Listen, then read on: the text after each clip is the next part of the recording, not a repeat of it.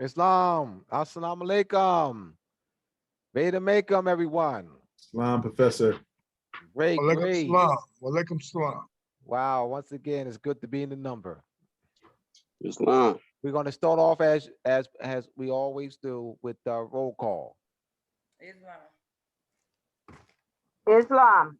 Islam. Tazana Akira Bay, Allodium Haru Martinia Provinciae, political jurisdiction where Colorado operates in Morocco. Islam.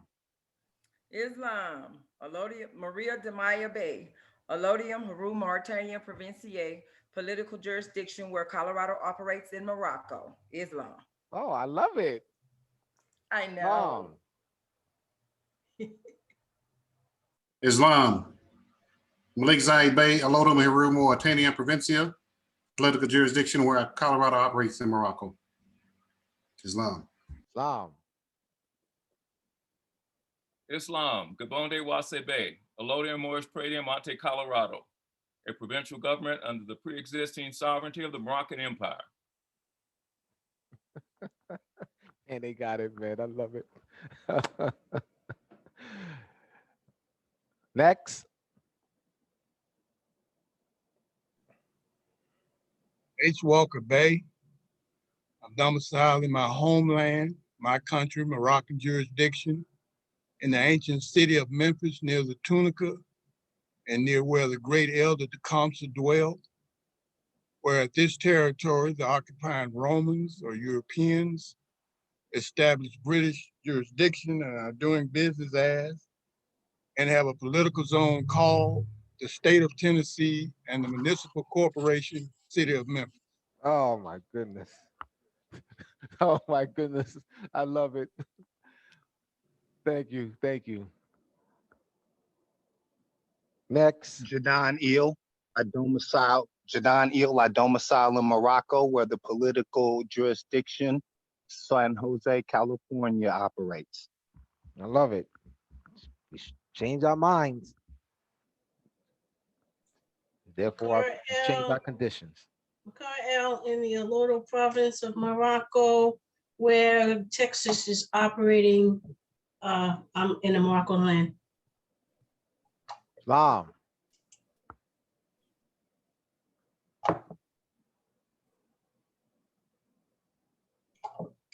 Next.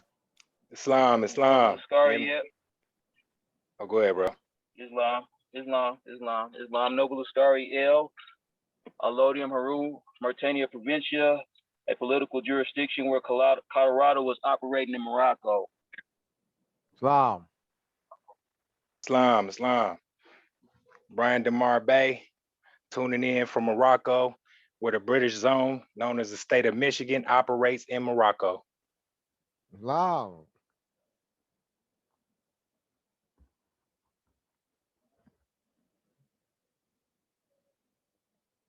Next.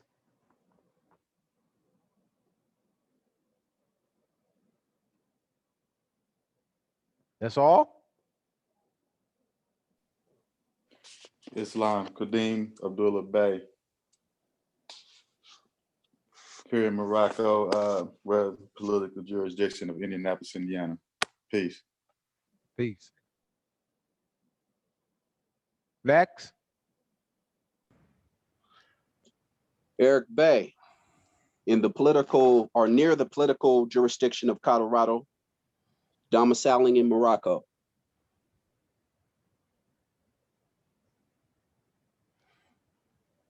Next. Islam, Sarais Bay, residing in Morocco, political jurisdiction of Cleveland, Ohio. Next. Where operates. Cleveland, Ohio operates. Do business. Islam. This is Dupad Bay. Out of Morocco, the political zone of California. Peace. Peace. Next.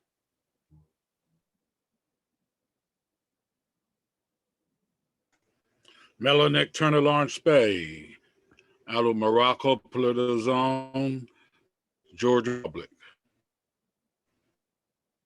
Right? Islam. Next.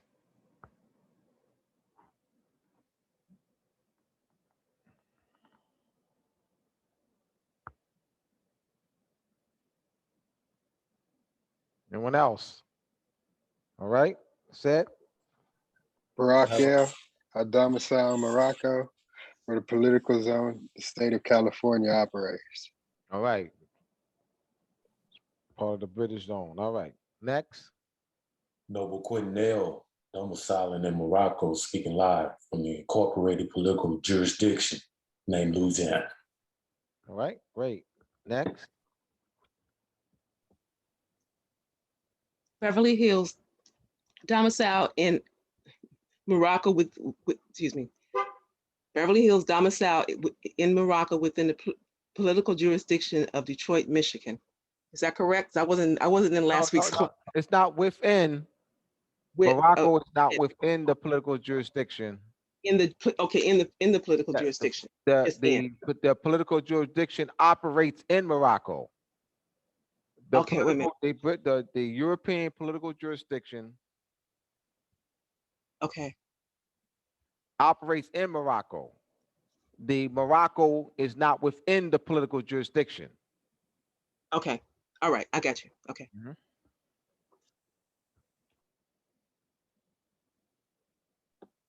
Next, it's important that we hear this so we see where people are. All right, that's it. All right.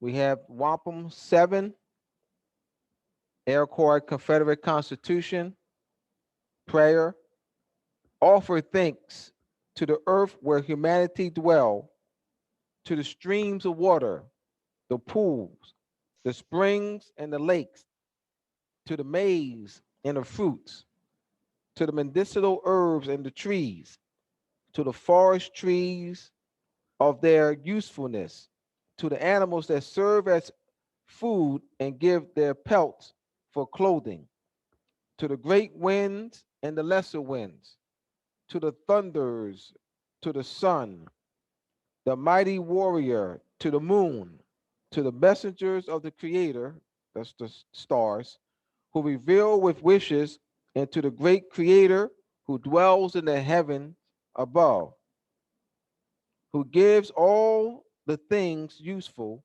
to men, and who is the source and the ruler of health and life. That's the divine intelligence. The divine intelligence in the unseen world with a genetic code, a genetic code. So the geometric genetic code begins in the unseen world and is fulfilled or manifested in the seen world. That's that Masonic compass square with the G in the middle. I'm explaining the Masonic compass square and the G in the middle. That's yours. That's yours. The Masonic compass square and all these buildings. That's yours. The G is geometry. Reclaim it with knowledge. It's yours. Majlis rules of order, online and in person. No recording online nor in person. No photos during presentation. Zoom. Keep mic muted during a meeting until your selected time to speak during Q&A. Hold all questions until Q&A section. In person, raise paddle during Q&A session. Zoom, select raise hand button. 2 to 3 minutes or less per question. Minimum communication in the chat to allow for participants to focus on the presentation. In person, please disconnect from in-house Wi-Fi to prevent drops. All right, so tonight we're going to, as Shir Malachi Bey did a wonderful job in explaining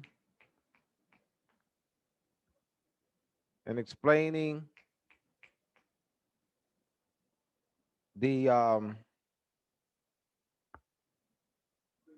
ecclesiastical, the Society versus New Haven.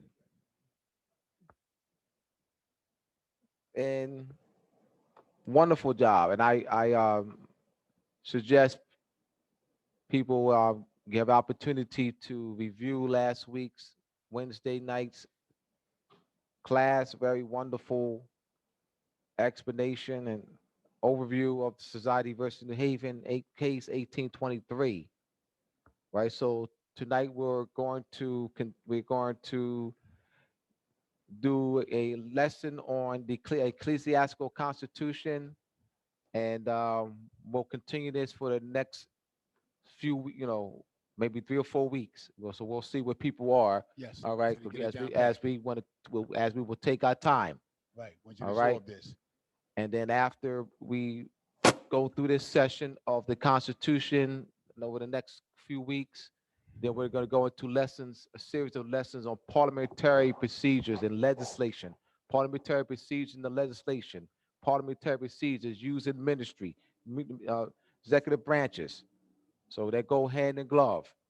All right. So I present to you Shem Malachi Bey.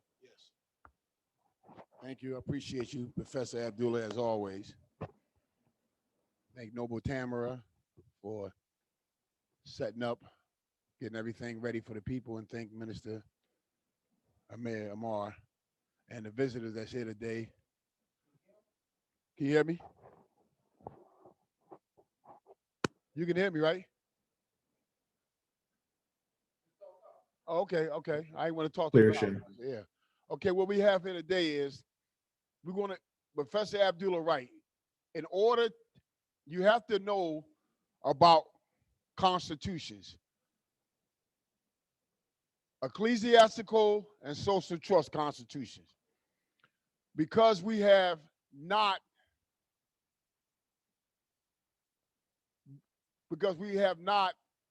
been able in a speedy manner to gather people in. That's all right.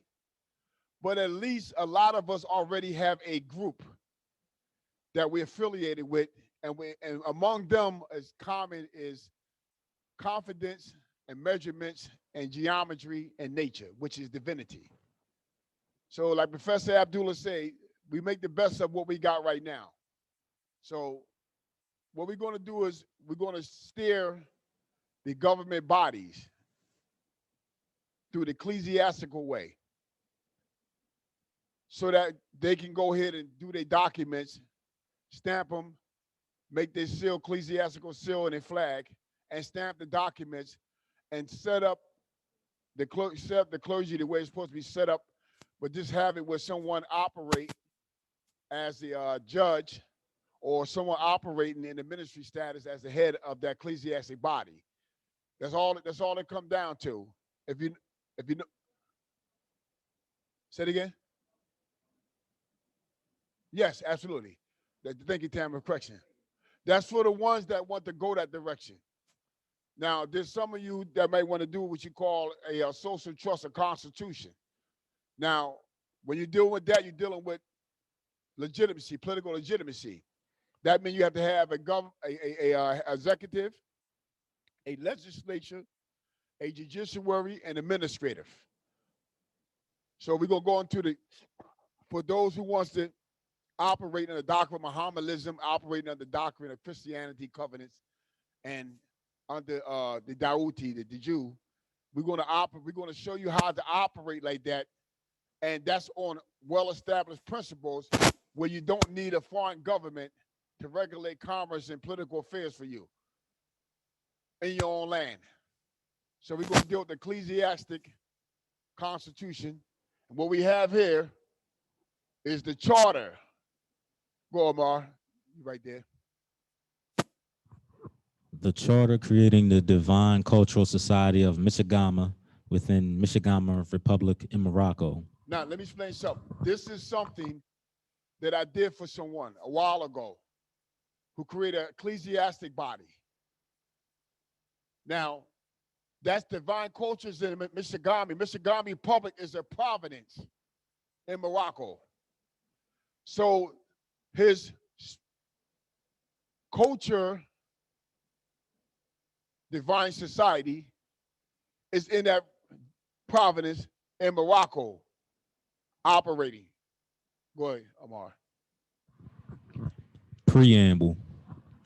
For the General Divine Overseer and Board of Elders in the capacity as the head leadership for the congregation of the divine members of Moorish consanguinity to ratify this charter, constitution, bylaws, and have power to delegate authority to form the board of ministers, trustees, and committees to operate, service, and manage our own spiritual, political, civics, and commercial affairs in the jurisdiction territory of the Michigama Republic of Morocco for Divine Cultural Society of Michigama. Now, what's happened is there's a political body by the ecclesiastic body being created, is creating a jurisdiction. But it's protected under this flag, Morocco, right here. See, this is what we have to realize. Moors consanguinity is blood. Got consanguinity there. But there have to be a political status for the consanguinity. And that political status comes under this, the ecclesiastic body. Keep going. The Divine Cultural Society of Michigama, by a resolution approved this blank day of the blank month in the year blank, by a vote of the seer and the elders, agreed upon by the people of the congregation communities in their official capacity, and the operator of this charter and constitution bylaws. Excuse me, the creator. Creator, as a creator of this charter and constitution bylaws, do now ratify this charter, constitution, bylaw, and with this authority, we shall now appoint a board of ministers for the carrying on the operational function for the Divine Cultural Society of Now let me Michigama. explain what's going on. The ministers is the vested with the office capacity, delegation of authority. What's happening is the ministers are going to operate as the judge.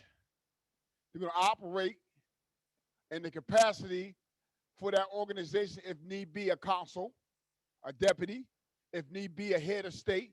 They're going to operate in these capacities so they can carry out the functions that need to be carried out under this constitution charter. Go ahead. Name. The name of the unincorporated association, Divine Cultural Society of Michigama. 2, type of corporation. The Divine Cultural Society of Michigama is a private, non-stock and shares religion, spiritual, charitable, and commercial organization. Right. 3, duration. The duration of the Divine Cultural Society of Michigama is perpetual. 4, purpose. The Divine Cultural Society of Michigama has created its own charter that will govern the education, religious, political, civics, charitable, and commercial affairs. The charter of the Divine Cultural Society of Michigama was created by a collective vote of the General Divine Overseer and the Board of Elders and the people as members of the congregation communities, which delegate authority to any of its created entities to defend, protect, judge, render decisions, hear disputes, received, file, record, and register documents or instruments of trust, corporations, companies, limited liability company, limited partners, organization, or any other entities of its own committees or nationals, population of Divine Cultural Society of Michigama, or any other Moorish Moroccan of the Michigama Republic, and or American Indian or a foreign aboriginal state with the purpose of engaging in any lawful activity in furtherance of its education, religion, charitable, political, civics, commercial vision, and mission of the Divine Cultural Society of Michigama in the Michigama Republic, pursuant a Moorish Moroccan treaty as discerned and articulated from time to time by the General Overseer and Board of Elders as the private parties that have embodied their self entities by filing and recording, registering and transmitting article of corporation, association, declaration, of trust under the charter, under Now, this charter. what this does is, in the Constitution, you have to spell out what power do this ecclesiastic body got. Got to spell it out. So the rest of the world know, or the rest of the Moorish states know, that this body had the power to do any other thing, that you need to not go to no other government, no foreign government to do this. All is done in house. All is that name in this paragraph, was named in this paragraph, is all done in house, people to government. Meaning people and the government that serve them. Go ahead. 5. Powers. The Divine Cultural Society of Michigama shall have all powers conferred upon it, not as a not-for-profit organization, according to any foreign organization or government codes, constitution, charter, bills, amendments, regulations, policies, and statutes, but our authority as a not-for-profit organization is on the foundation of our Moorish, Moroccan spiritual, religious ordinances, constitution, treaties, charter, codes, statutes, policies, and regulations organized under the charter for this corporate soul and any successor provisions thereof, but shall exercise such powers only in fulfillment of the duties and function. Yes, come on. The Divine Cultural Society of Michigama, in its own discretion pursuant to this charter, will use the fees, gifts, donations, tithes, expenses, funds, and commissions for education, religion, and charitable uses pursuant to the corporate sole article of unincorporated association. Now, let me explain what this means. When a government receives something, it's for the people. It's to run the functions of that government. It's to compensate those who are working.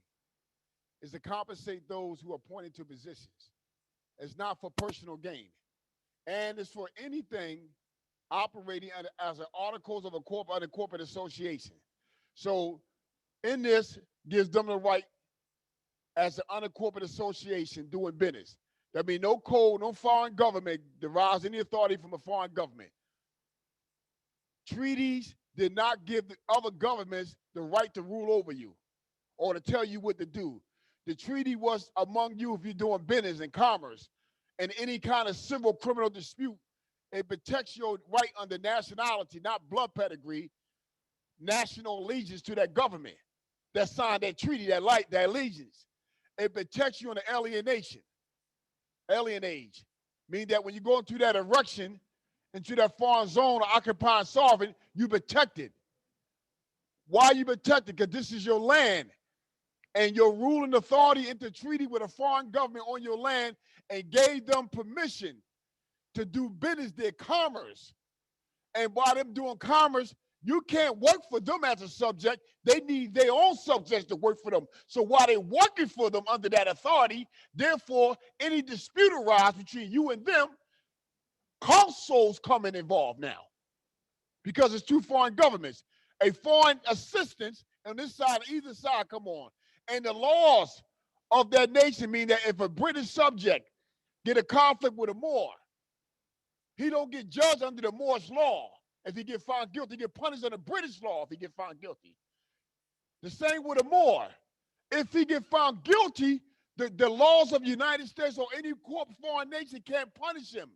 It will have to be that Moorish nation law that's embedded in their codes and statutes and regulations. That's the only thing he can be punished on, not the foreign. That's what, in the case, alienation don't mean nothing. Go ahead. Also, the religious constitution, ordinance, codes, statutes, and the 1856 treaty between Great Britain and Morocco with all other Moorish Moroccan treaties and IRC section 508, C1A, the tax immunity to corporate sole can freely elected, thus avoiding federal tax filing and record keeping, which requirements be pursuant to Moorish Moroccan and their associate tribes, bands, the Indian treaties. Now, this is optional right here. The reason why I put it there because you're going to be doing business the IRS. That's the IRC section 508C1A that's dealing with faith-based organizations, religious organizations. that is put there when you're doing IRS filings, notifying them that you are a corporate soul or under a corporate ecclesiastic body. Now, when they ask what country, because the IRS asks you in the form, what's Providence and what country? That's when you better know what you're doing there. Go ahead, Mara. Registered office and agent. The registered office of the Divine Cultural Society of Michigama is 12 Cherokee Boulevard, Michigama, Republic of Morocco, in care of 1234 West Lineside Road, Post Office, Suite 1-A. Put county and state name here with zip code. Now, let me explain what's going on here. The registered agent is the appointed by the head of that ecclesiastic body. That means he's like the Attorney General got the United States, where he receives all complaints and grievances. Or she, excuse me, thank you, Professor. Now, the reason why he wrote this like this, I will show him how to write this, because he can't put the Divine Culture Society of Michigami into the British zone. He can't do that. He had to put it on the land, the original jurisdiction. So he writes this way. Now, when he do correspondence through the mail contract, he used a post office suite. That's the post office. This is where the United States learned this from. Receiving the mail through the post office, who's designated to go into the jurisdiction of the map. That's what the map is for. This is what the street names are for.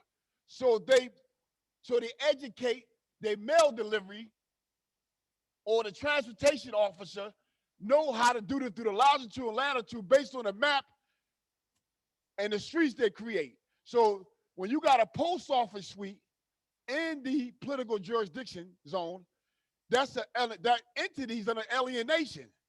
Therefore, the mail gets dropped there. The Moorish mailman grabs it and goes to the original law jurisdiction based on the map and the street that they have locked down. In other words, let's say he got this locked down here, but that right there may be, excuse me, 12th and to 12th Cherokee Boulevard, Michigami Republic. That's a Providence. Now, where this 1234 is at, that's a political zone location of a building. So this political zone location of the building, that 12 Cherokee Boulevard is the land, the name of the land that building is sitting on. That's why the mail gets dropped there. They got to learn this. You got to remember, you got to untrap yourself through thinking and writing. Let me say this again. The 12 Cherokee Boulevard, Michigami Republic of Morocco, 1234 is an erection, which is in the British zone, United States zone, a political organization zone. The land is 12 Cherokee Boulevard with that political zone settled. So when the mail go here to 1234 line side, when they go there, it's already there, look, in Morocco. So the mailman know already. Morocco mailman know, I'm already on the land. It's here. That's how we got to get out of this. Letting them telling us what to write, letting them tell us what to say and what to think. That's the schools that indoctrinated us. We have to learn how to think, speak, and write our way, and also read our way out of this. Go ahead. 7, member.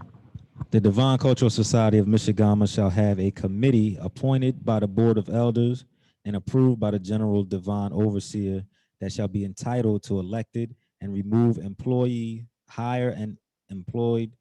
The appointed Board of Ministers or any employees and members shall not have power to adopt or amend these bylaws. Now, what that mean? That means that if you're not part of the legislature, the Board of Elders, who in return notify the people and get their consent. When you appointed, you cannot amend the Constitution, the Charter. You can't do anything because you're not the legislative power. We don't have power to do that. That's in Britain in the Board of Elders and the Divine Overseer, which is the head of state. Go ahead, Mar. 8, Board of Elders.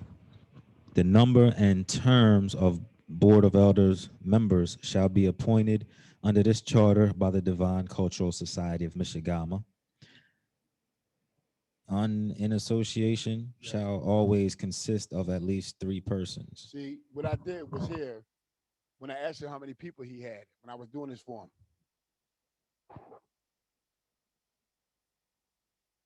3 is an odd number of a majority because he didn't have many people at the time. But he was willing, he insisted that he got to start doing this because he's so amped up. What me, Tam, and Abdullah was saying earlier this year, he was amped up. He felt it. So he asked me, Shem, what should I do would be better for me?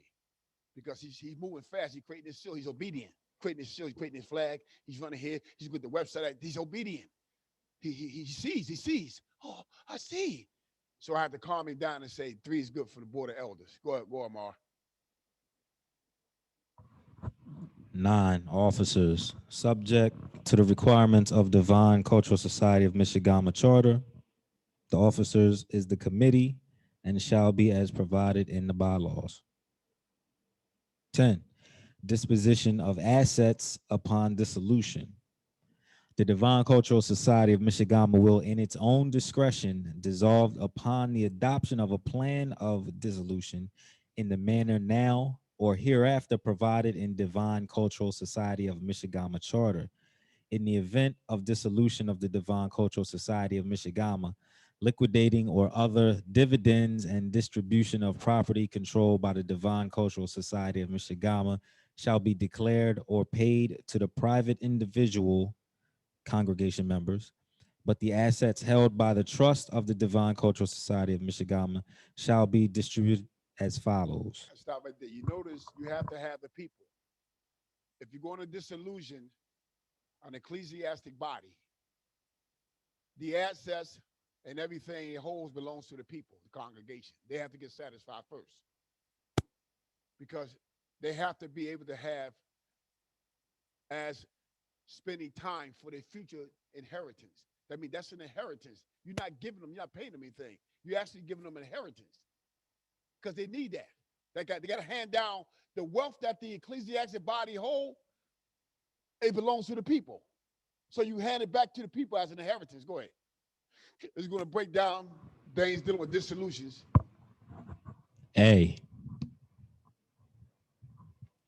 the assets shall first be applied to payment, satisfaction, or compromise of all liabilities and obligations of the unincorporated association, or adequate provisions shall be made therefore, and B, remaining assets shall be distributed to the Divine Cultural Society of Michigama and education, religion, and charitable organizations pursuant to this charter, constitution, bylaws, and pursuant to Moorish Moroccan religious ordinance, code, statutes, regulations, and policies in accordance with the 1856 treaty between Great Britain and Morocco, and if applicable, the IRC subsection 508 C18 or its successor, for general purposes.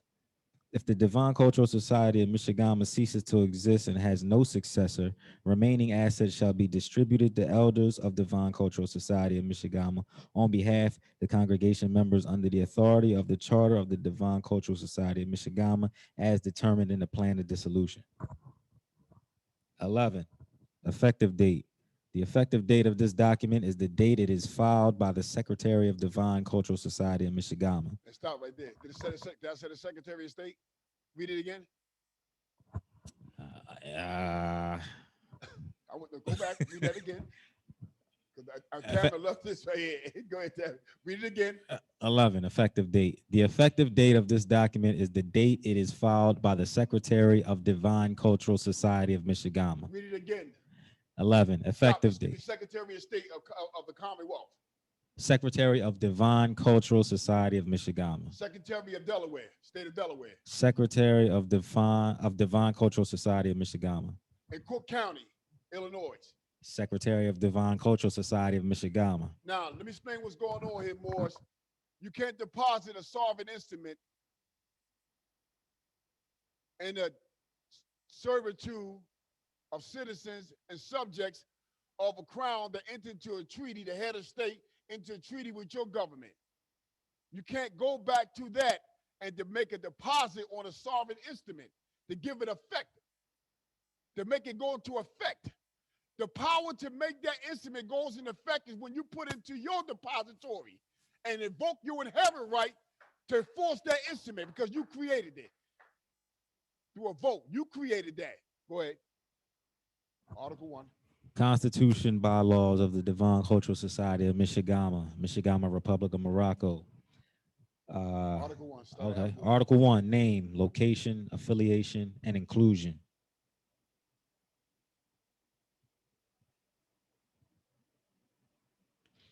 Section 1, name. The legal name of this organization is the Devon Cultural Society of Michigama. Section 2, location. The principal office of the DCSM is located at 2 Cherokee Boulevard, Michigama, Republic of listen to me. Morocco. When you talk about location, talk about dominion and domicile. You cannot use no corporate, cannot use no French or British zone address there. It has to be an address that you created. The land, Morocco, the province, the region. You gotta name the lands. We are the ones that inherited something. It's upon us to name our ancestors' land, not them. They only can name the political jurisdiction where they're doing business at and the erections that is built on the Moorish land. Go ahead. Section 3, affiliation. The DCSM will be affiliated with the Devon Cultural Society of Michigama, the Central Midwest District, and the Michigama Area Council of the Corporate Soul, but will exercise independence and local autonomy in the control and conduct of its affairs that is delegated to it by the Devon Cultural Society of Michigama, who's reserved the right to revoke or terminate the charter / constitution / bylaws in its own discretion. See, you have to set your authority. No foreign, nothing foreign here can be here. There's nothing foreign can be here because it got nothing to do with nothing foreign. That no foreign agent or esquire created this. So why would you even quote something foreign and having control of anything? Go ahead. You going? Section 4, inclusion. The DCSM affirms and promotes the full participation of persons in all our activities and endeavors without regard to nationality, gender, physical or mental challenge or afflictions, and nature, orientation, age, class, or national origin. Article 2, purpose. Section 1, being dedicated to the principles of liberty, a free will, faith, and obedience to our own religion, political, and education, we now unite. A, to accept filing, record, and register documents from its own members, Moorish nationals of Michigama Republic, or any other national of a Moorish state that is operating business, commerce, commercial activities in Morocco, and to proclaim freedom of expression with truth by the ministers and members of the congregation in the spirit of our free will, faith, and obedience. Right. B, to teach, strengthen one another in a free, disciplined way of the obedience, speech of the holy books, scrolls, writing of the seer, prophets, and apostles, epistles, doctrines, commandments, creeds, ordinances, covenants for spiritual truth as the foundation of our religious clans, tribes, societies, and communities. Now let me say something. When you say you got ecclesiastic body, you have to rely on this right here. You have to be, this got to be a principle. There's no way in the world that you're going to say you're ecclesiastical and you say you're existing under foreign government laws. That's impossible. Germany claimed their sovereignty through a social trust, a constitution. To the people, the political allegiance to their corporate, to their government, Germany. Germany at no time quotes any foreign government influence at all. Why? Ask yourself a question, why? Because they are invoking an inherent right that they feel as though they have a right to invoke. It's inherent to them, and no one can give it to them. No one can tell them who they are, and no one can tell them what their political, economic, social affairs should be. No outside influence. Go ahead. C, to provide a milieu conducive to spiritual and educational growth. D, to cherish and spread the universal truths taught by the great seers, prophets, apostles, as teachers of humanity in this present, future times and age, pursuant to our ancient ancestors' traditions, ceremonies, and rituals. Talk about culture right there. Now we're talking about culture. The first culture. What is the first culture? The unseen world, like Professor Abdullah said, the unseen world. Where you think we get the knowledge to measure? Where do you think we get the knowledge to draw a symbol? Where do you think we get the knowledge to measure a square? Or balance out something? Or look at time? Where do you think this knowledge comes from? We just invented it? No, it comes from something that already existed. Go ahead.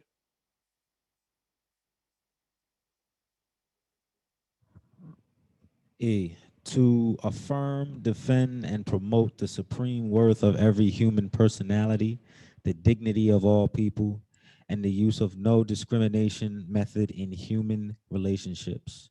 What? F, to implement our vision on earth in the Michigama Republic and Morocco by striving to build a population and communities within our own territory founded on ideals, principles of love, fellowship, liberty, justice, and peace. See, you're putting everything in this Constitution that you would need to protect the people. Come on, keep going. G, to encourage cooperation with people of goodwill in the territory land of Michigama Republic and to promote compassion in human relations. Now, let me say why I said the Michigami Republic, they say territory land. That means now that's land. Because you claiming a Moorish consanguinity, then you claiming a national political status under nationality. Therefore, you are claiming the sovereign territories called Lothian title to land. That's why you say that. You don't say you're not a political zone. You're claiming territory on land. Go ahead.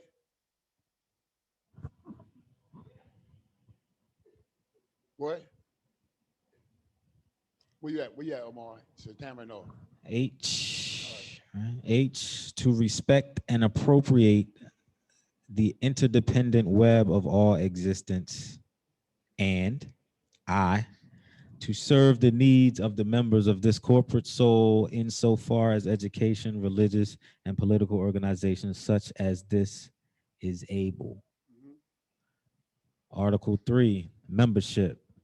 Section 1, member, any party who is at least 15 years of age who is in agreement with the purpose of the DCSM as set forth in Article 2, Section A of these bylaws, and who became a part of this society by initiation through a ceremony, ritual, and makes a financial contribution to the DCSM, will allow the party to become a member of the corporate soul by signing the membership book and recording the date in the presence of the general divine overseer and member of the board of elders. The financial requirement will be set by board and may be waived in individual cases at the discretion of the board of elders approve the general divine overseer. Section 2, voting member. A member DCSM will become a voting member 60 days after the date of becoming a member. Section 3, obligations. Members will meet the expectations set forth in the leadership covenant and any subsequent amendments thereto or revisions thereof, adopted by the DCSM on blank day in the blank month in the year blank. Section 4, resignation. A member may resign by A, submitting a signed notification to the board, or B, failing to respond to a membership inquiry from the board within 30 days of the date the inquiry was sent. Section 5, removal. Individuals may be removed from the membership roll if they have not made a financial contribution of record to the DCSM in the preceding 12-month period. Such individuals shall receive at least 30 days prior written notice of the intent to remove the individual from the membership roll. This financial requirement may be waived in individual cases at the discretion of the Board of Elders and General Divine Overseer, or Elders and General Divine Overseer. Section 6, resumption of membership. An individual who has resigned or been removed from the membership roll may resume his/her membership by sending written notice of his fact to the committee or the Board of Ministers and by meeting the ongoing requirements for membership as set forth in this article. Article 4, congressional meetings. Section 1, quorum.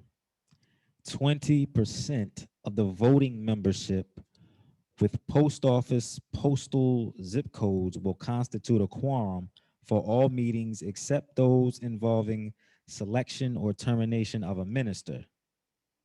Section 2, DCSM Rules of Order. The Board of Elder, with the approval of the General Divine Overseer, shall appoint a parliamentarian committee for all congressional meetings, which will be conducted in accordance with Divine Cultural Society of Michigama Order. Section 3, regular meetings. One congressional meeting shall be held annually during the last fiscal quarter. A, to elect ministers and trustees for the next fiscal year to handle the trust funds and finance. B, to adopt a budget for the next fiscal year. C, to receive annual reports of the Board of Ministers, trustees, and the treasurer. And D, for the transaction of other business set forth in the notice. Section 4, special meetings. Special congressional meetings may be called, 1, by the Board of Elders, or 2, by written notice signed by 5% of the voting membership, but not fewer than 10 members, approved by the General Overseer. Section 5, notice of meetings. A, the Board of Ministers will notify members in writing of any congressional meeting. The Board of Members must mail such notice at least 1 week prior to the meeting. B, such notice shall describe the business to be considered at the meeting. Only the business described in the notice may be considered.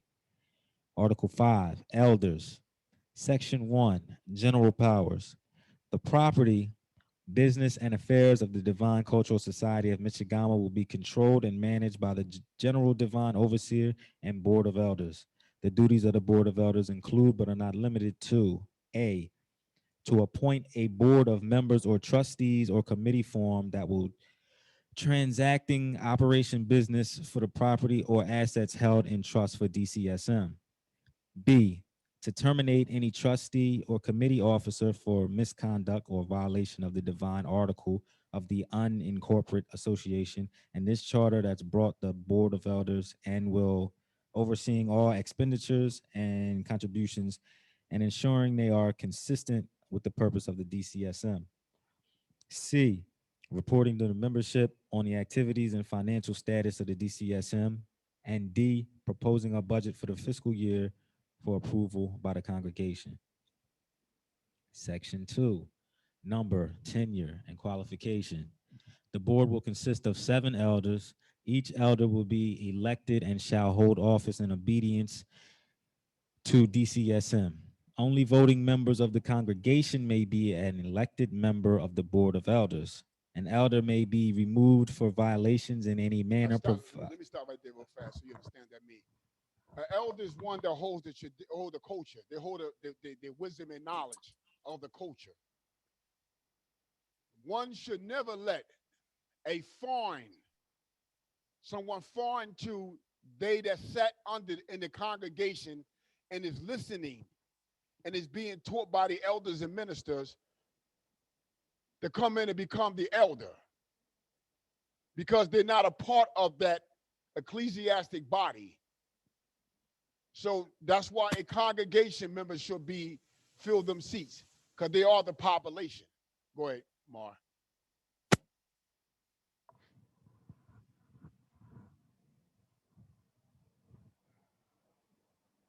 We at?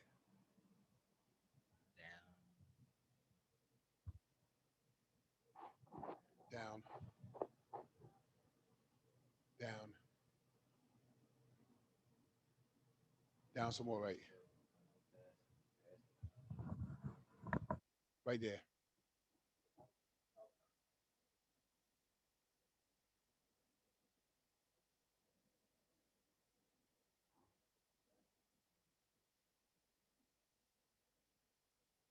Yes, right there. I think this paragraph here.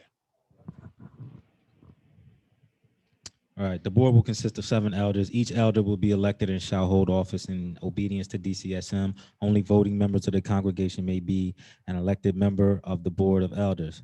An elder may be removed for violations in any manner provided by the divine principles of unincorporated association and the charter and constitution bylaws of the Divine Cultural Society of Michigan. Section 3, regular meetings. The Board of Elders will meet at least once each calendar quarter. Section 4, special board meetings. The head elder or any 2 minister may call a special meeting. The board may act only on the business listed in the call for such meeting. 1 week's written notice is required for special meetings. Section 5, quorum. A majority of the full board of trustees will constitute a quorum for the transaction of business for the trust property at any meeting of the Board of Elders. If less than a majority of the trustees are present at a meeting, a majority of those present may adjourn the meeting. Section 6, telephonic meetings. Members of the Board of Trustees or of any committee designated by the Board of Ministers may participate in a meeting of the board or committee by means of conference, telephone, or similar communications equipment whereby all persons participating in the meeting can hear each other. Section 7, vaccine or vacancies. The Board of Trustees may appoint a member to fill any vacancy occurring in the board by a majority vote of the remaining trustees with the approval of the Board of Elders, even if less than a quorum. A trustee elected to fill a vacancy is elected to serve until the next congressional meeting at which members of that board are elected. Section 8, actions of board without a meeting. The Board of Elders may take any action without a meeting if all elders entitled to vote consent in writing. Such consents shall have the same force and effect as a unanimous vote of the board at a meeting duly held. Section 9, executive committee. The executive committee and may designate 3 or more officers to constitute an executive committee, which may exercise, to the extent provided in such resolutions, all of the authority of the board. The executive committee must report all of its decisions and actions to the board at the next meeting of the board and is subject to the general supervision and control of the board. Members of the executive committee may be removed and new members appointed at any time by a majority of the board vote. The designation of such committee and the delegation of authority to the executive committee does not relieve the board from any responsibility imposed by the charter, constitution, bylaws. Section 10, other committees, appointment and duties. The board, at its discretion, may constitute and appoint committees in addition to the executive committee to assist in the supervision, management, and control of the affairs of the DCSM and other created entities of the Divine Cultural Society of Michigan with responsibilities and powers appropriate to the nature of the committees and as provided by the board in the resolution of appointment or in subsequent resolutions and directives. Each committee so constituted and appointed by the board shall from time to time report to and advise the board on matters within its particular area of responsibility and interest. Section 11, removal. Trustees and ministers may be removed by the Board of Elders as provided in Article 5B. Article 6, officers. Section 1, number and qualification.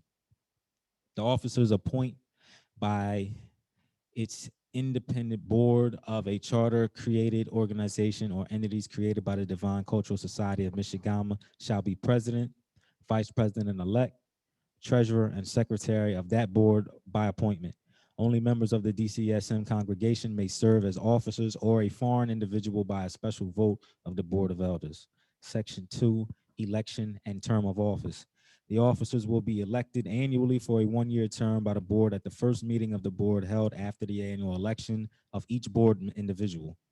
If the election of officers is not held at such meeting, the election will be held as soon thereafter as possible. Each officer will hold office until a successor is duly elected or until the officer's death, resignation, or removal.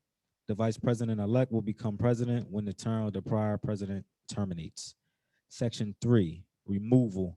The board may remove any officer or agent elected or appointed by the board or with authority delegated by the board whenever in its judgment the best interests of the DCSM would be served. Section 4, vacancies. A vacancy in any office because of death, resignation, removal, disqualification, or otherwise may be filled by each board separately for the unexpired portion of the term. Vacancies may be filled at any meeting of each board separately that has been created by the Board of Elders and General Divine Overseer. Section 5, President. The president shall be the principal executive officer of the committee, entities, form, and shall in general supervise and control all of the business and affairs of that committee, units of the DCSM. The president shall preside at all meetings of the committee. The president may sign with the secretary or treasurer or any other officer authorized by the board, any deeds, mortgages, bonds, contracts, or other instruments which the board has authorized to be executed, except in cases where the signing and execution thereof shall be expressly delegated by the board or by these constitution bylaws to some other officer or agent of the DCSM, or shall be required by this charter, constitution, by law to be otherwise signed or executed. The president will perform such other duties assigned by the board as a head officer of the executive committee. Section 6, president-elect. The vice president-elect will perform the duties of the president in the president's absence and such other duties assigned by the president of executive committee. Section 7, the treasurer.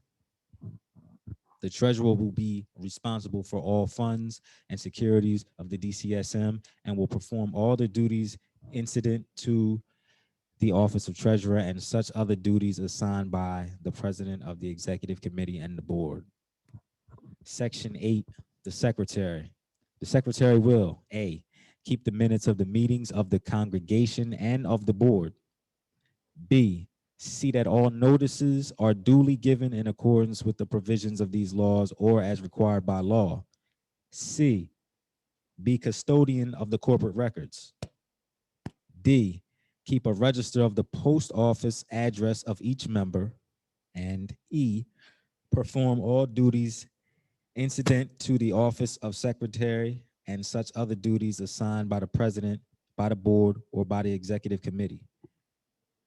Article 7, finances. Section 1, operating budget.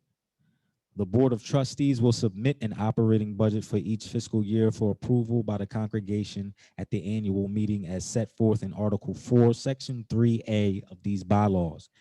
Expenditures of the Board of Trustees, employees, officers, and committees of the church shall be consistent with the budget that has been adopted by the congregation, except that the Board of Trustees may authorize deviations from the operating budget as long as such deviations do not exceed in the aggregate on an annual basis 10% of the total operating budget adopted by the congregation. Section 2, fundraising. All church fundraising activities will be governed by procedures established by the General Divine Overseer and Board of Elders. Section 3, endowments, trust, and gifts.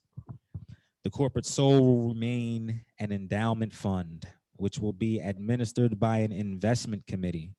The investment committee will consist of at least 3 and not more than 6 members appointed by the Board of Trustees. Endowment, trust, and gift funds will be established and administered according to planned giving policy and any subsequent amendments thereto or revisions thereof, adopted by the Board of Elders and approved by the General Divine Overseer. Section 4, real property. Except as otherwise set forth in these bylaws, neither the Board of Trustees nor any employees, officers, or committees of the corporate soul will have the authority to buy, sell, or mortgage real property on behalf of the church.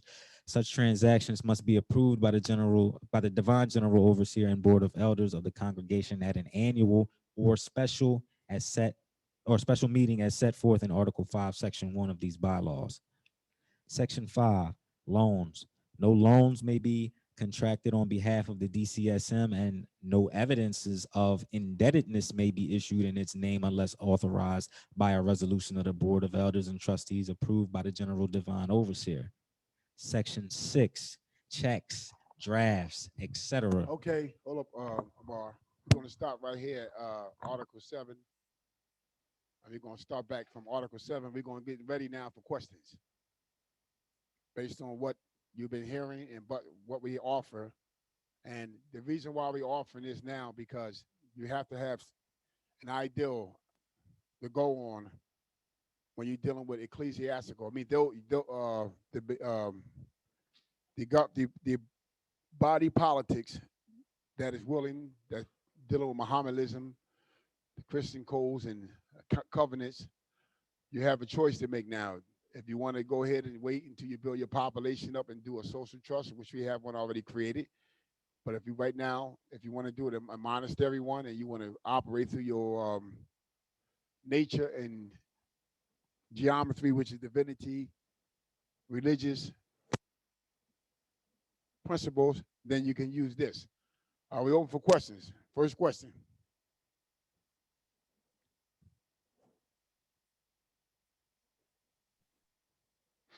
I have a question. Yes, I can't hear you. Yes, I'm sorry, I got my headphones on. I got a question. My name is Akil. I'm from Detroit, Michigan. One of my good dear brothers. He's been enlightening me on the information that you all provided, and so he should be listening too, because him and I we have healthy debates about this. So it's always to build at the end of the day. Then so but he's kind of going against what I use. Is I use the Constitution. I don't use the treaties. I use the Constitution. I'm in Michigan. I use the Constitution. I get remedy. If I ever got locked up, habeas corpus, so you can moonwalk right out of court. I don't have to use a bond. My word is bond. If I had $100 million bond set, you can be released on your own recognizance. He told me, well, you don't use the Constitution because we're not a party to the Constitution. I said, well, I can use it as my benefit. That's just like, I haven't used a driver's license since 2015. It's not valid. I don't use it. I revoke it. I've been pulled over by 2 state troopers, no license, speeding, no insurance. They look at me like, God damn, nigga. I'm like, yeah, public servant. Now, I'm not rude and disrespectful. Do I respect the cop? Absolutely not. I don't respect the judge, but I won't be disrespectful. See, so when I got pulled over, I beat a traffic ticket in Ohio. I used the Michigan Constitution just to prove a point I could do with and it's no disrespectful to you all, but this is how I talk to my brother. And I'm like, I could do what the fuck I want, but you have to know who you are and who they are not, which is a corporate fiction. It's about contract. Because he was like, it's about jurisdiction. It ain't about no damn jurisdiction. It's about a contract. Do I got a valid contract with you right now? Show it. Show this material evidence. I'm in court. He said, you don't go in court. And I heard this a lot of times because I have family members that are Moorish too. I mean, we all are Moorish. We don't know that. I grew up in the nation. They know me like the back of their hand. Nobody has more structure than them. If only they knew about this nationality. Most of them don't know about that. I mean, a lot know, but when I beat my traffic tickets, I don't even get into nationality because I don't have to prove nothing to them. You had a claim against me. My point is, I don't got a contract with you. Who are you? Matter of fact, who has a claim against me? I've been in court. I got a recorder on my phone, 36th District, Detroit, Michigan. Hell, they kicked me out of the courthouse. This is recorded on my phone. So when I go in there to make a point. That's the belly of the beast. When people say, we got our own courts. Yeah, I am the court. I use the common law, which is common sense. When I'm in court, they say, okay, state your name for the record. I got to do this bullshit and state my name a different way. My name is Akil from the Mixon family, hereby special appearance only to handle all affairs for the ends leagues. Don't nobody in court know what the hell I'm talking about. But that so-called judge, first thing the judge said was, oh, I got your interrogatories. I ain't even had to do interrogatories. What is your question? Well, basically, so when you say we can't use the Constitution, Well, this is what my brother was telling me. My dear brother was telling me, I can't use the Constitution because I'm not a party to that. I beg to differ, and I'm just trying to get more information of where he's getting this information, saying you can't use the Constitution when I used it and I got remedy. All right, you said you beg to differ means I disagree. Beg to differ. Yes, sir. You said the Yes, sir. premise Yes, sir. can't use the United States Constitution for your protection. I beg to differ means I disagree, which means you have Yes, sir. that means you have document that means that you are a United States citizen. No, That you sir. are a I didn't United use it. States I citizen. did not say All right. the UN. You said Sir, you I did not beg to say. differ, that you have evidence. You have documentary evidence. Yes, sir. I did not say I used the Documentary U.S. evidence. Constitution. I said I used the Constitution. I All right, used the Michigan that's well Constitution. settled. That's well Oh, yes, settled. sir. Yes, All sir. right. All right. So in my book, Moors and Masonry, I have 300 years of treaties. Yes, sir. 300 years of treaties. In the case between United States and France, there was 3 types of treaties to adjudicate that case that dealt with Yes, sir. who had the most favorable nation. Okay. Right to the most favorable nation status. Yes, sir. 1952 case in the International Court of Justice.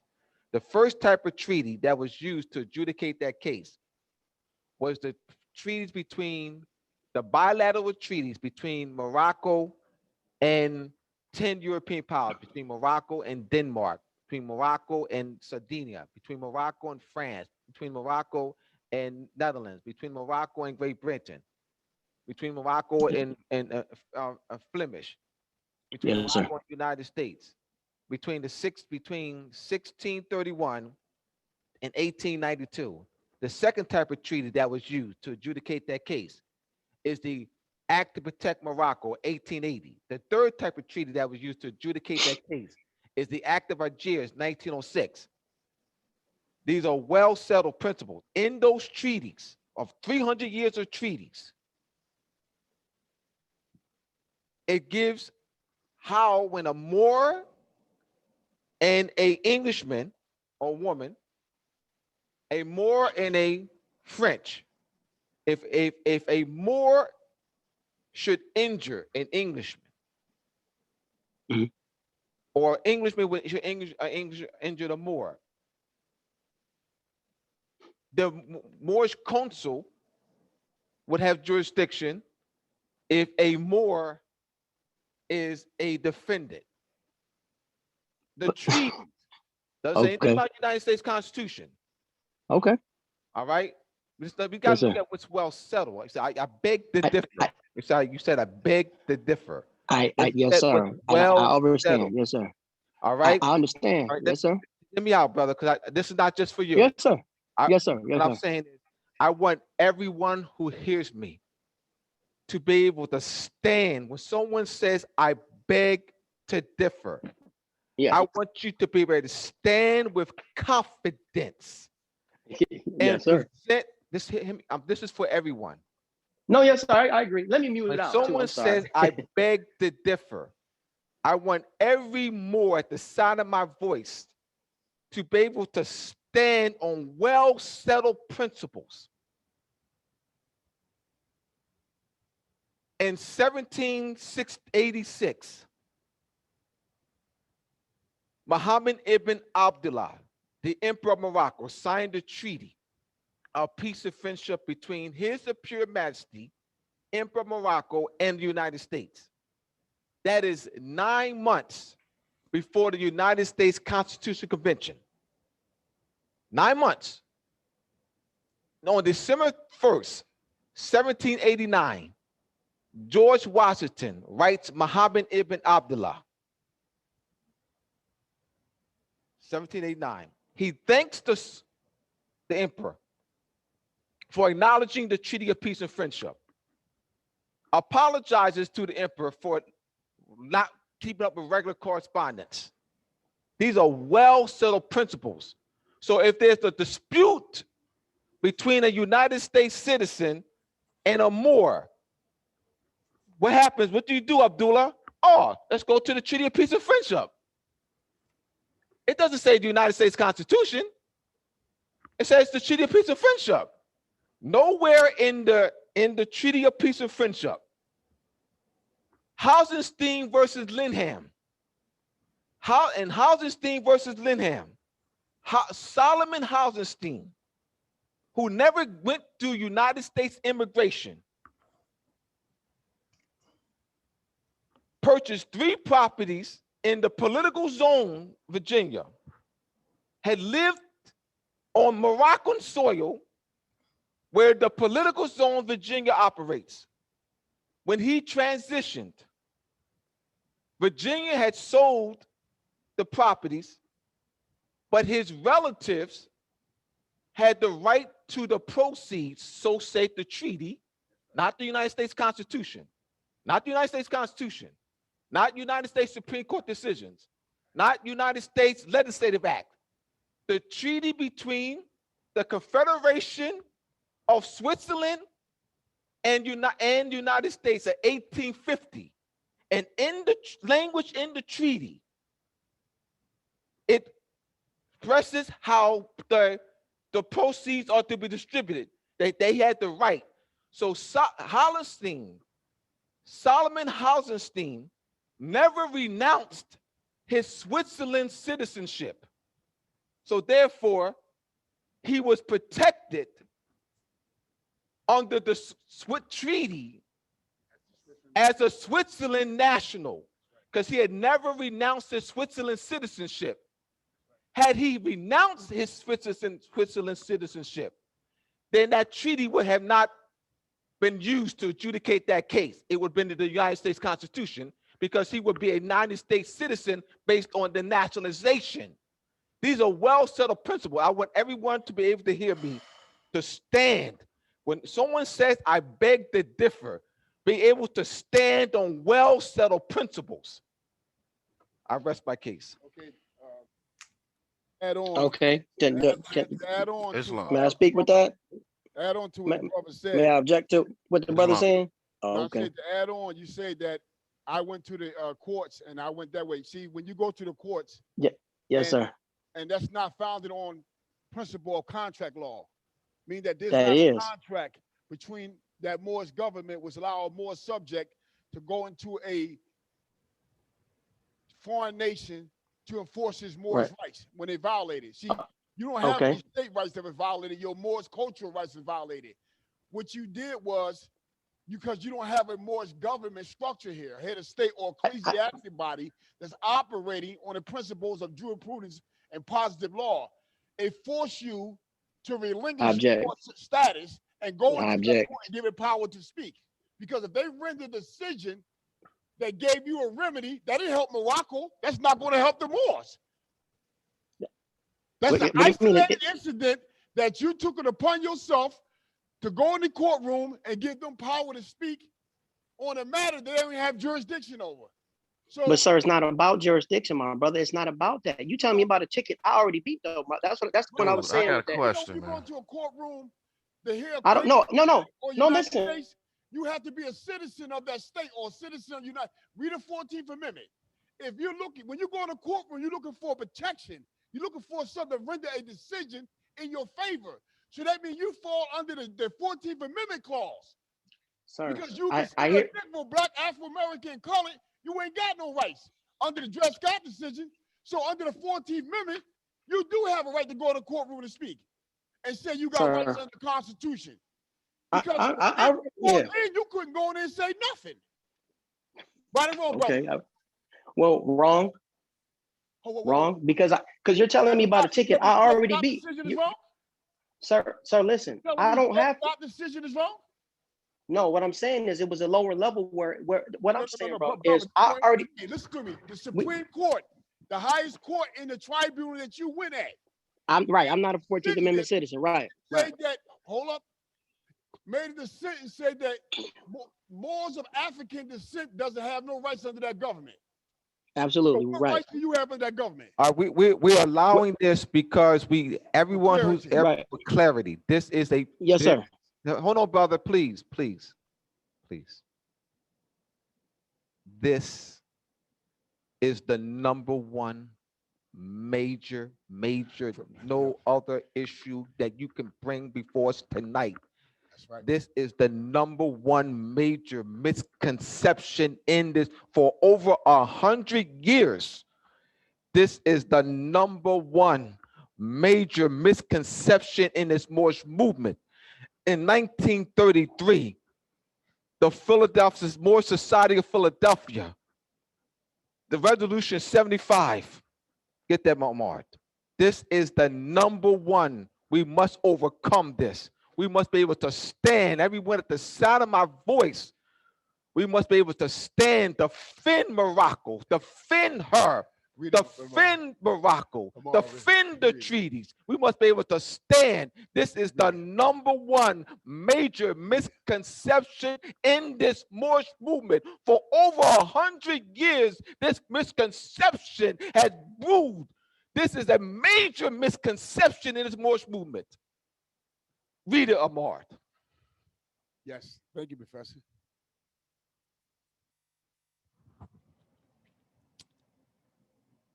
In the House of Representatives, April 17th, 1933, many sons and daughters of that proud and handsome race which inspired the architecture of Northern Africa and carried into Spain the influence of its artistic temperaments have become citizens of this nation. In the city of Philadelphia, there exists a Moorish American society made up of Moors who have found here the end of their quest for a home and of the children of those who journeyed here from the plains of Morocco. This society has done much to bring about a thorough absorption by these people of those principles which are necessary to make them good American citizens. These Moorish Americans have since being here missed the use of the titles and name annexations that were so familiar at home and which are used in accordance with the doctrines of the religious faith to which they are adherents. Therefore be it resolved that this House commends the Moorish American Society of Philadelphia for the efficient service it has rendered the nation in bringing about a speedy and thorough Americanization of these former Moors, and that in accordance with the fullest right of religious independence guaranteed every citizen, we recognize also the right of these people to use the name affixes Il or Ali or Bey or any other prefix or suffix to which they have heretofore been accustomed to use or which they may hereafter acquire the right to use. Okay. Next question. Islam. Yes. As Murray Bay, Cleveland, Ohio. You said, okay, what we just read was like the codes and regulations for our body politics, our individual body politics. I know you use Michigama as an example.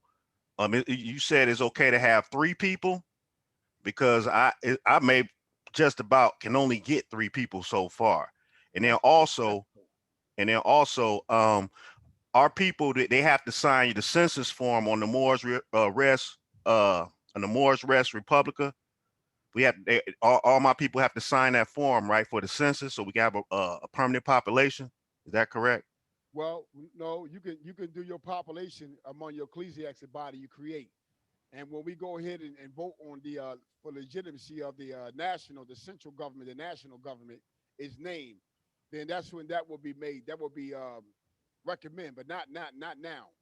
All you would need to do is put up your ecclesiastic body and then know how to run it based on your constitution that's created, and knowing that the land you at, the province is in Morocco, and you give it a name. And you have a flag and a seal to represent that, and that you don't hold no obligation or allegiance to no foreign jurisdiction. See, you must understand, political allegiance is what they're going to determine you on. And that's what Professor Abdullah was saying. Y'all want to go into these courts and you want to do stuff, but that's your allegiance. That means you asking for protection. Anytime you go somewhere and want somebody to render a decision in your favor, that's allegiance. You asking for some form of protection. By rendering that decision is giving you a relief in your debts, your burdens. See, there's a burden on you. So you're going to somebody to lift that burden. So when you go there, you claiming to be a Moor. a Moorish Moroccan when you go there. Then if you is, why you there? Because you don't have the knowledge of self, of political allegiance. So you going to them, you saying you are allegiance to as a political Moor, not to them, because they constitutionally deal with citizens of the state. And if you under a certain refugee status, you fall under the 14th Amendment, a creature of the law. And that's the only thing that allows a Negro to go in court to get the Constitution to be help him in his favor. Is that act? It helps a Negro, not a Moor. Dred Scott decision, make it clear. Come on now, let's stop playing with the people.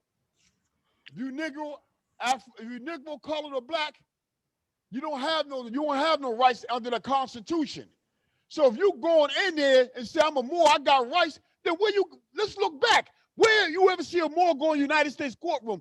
The only decision I can point to is when a Moor's son was in the war with an African king and was taken into servitude under the Emir. And they was promised their liberty. The African king released them, and they went on a voyage on a Captain Clark ship, a European ship. When he got there, he reneged. He took their rights by force. They had knowledge of self, knowledge of Moor's consanguinity and political allegiance under a national status, and did not go to the courts, went to the legislative branch and said you must obey the treaty. The treaty is the law of the land. They enforced the treaty, not the courts, to get their rights back. Not a name change, not the correction, name correction. They went straight to the legislative branch and said, hey, we are the allegiance of a foreign prince that's allegiance with the United States. Alliance with the United States. And that your laws doesn't apply to us based on the treaty. Now, these are Moors. Now, nobody could be in a helpless state to be put in servitude, forced to work in a political organization on your own land, and then have the wisdom to write yourself out and pay yourself out of servitude.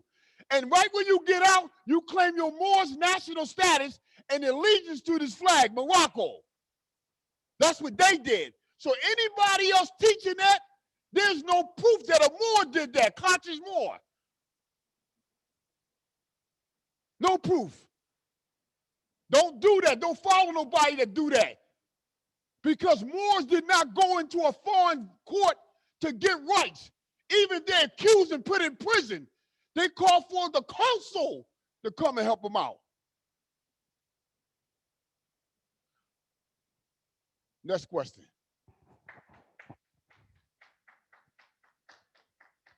Who? More question? Islam again. Yes. So what we read was the like for Michigama, you said you could provide that like code regulations. You said you had your own, or I know you read that as an example. You had that read as an example, but you also said y'all had your own like codes and regulations for our individual body politics. No, what we say is we have put together right for the Moors both an ecclesiastical charter constitution and also a constitution as a social trust. Huh? Okay. Go ahead, Tammy. Go ahead. Go ahead. Today, the one we have on is just dealing with ecclesiastical. That's it. Not dealing with the social trust constitution. Just ecclesiastical. So we just showing the Moors how they can create among themselves and invoke that inherent right to self-determine in that capacity as ecclesiastic body and regulate government right from there on that charter, because it gives you the right to create. When anyone create an LLC or any kind of entity, it can bring it under the registry of this corporate soul. Then after they bring it under there, if they're going to do business in a foreign state zone, they go ahead and put a mask on the face.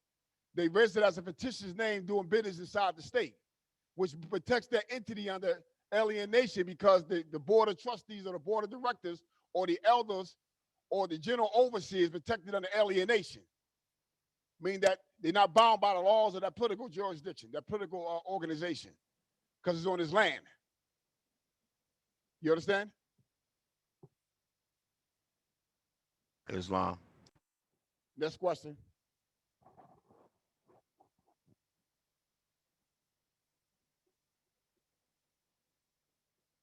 Come on, the phone line should be hot after that. After the a question, someone said that they went inside the courts and they got a remedy. That's not going to benefit the Moors. See, I'm not up here to pacify nobody, rub them down with oil.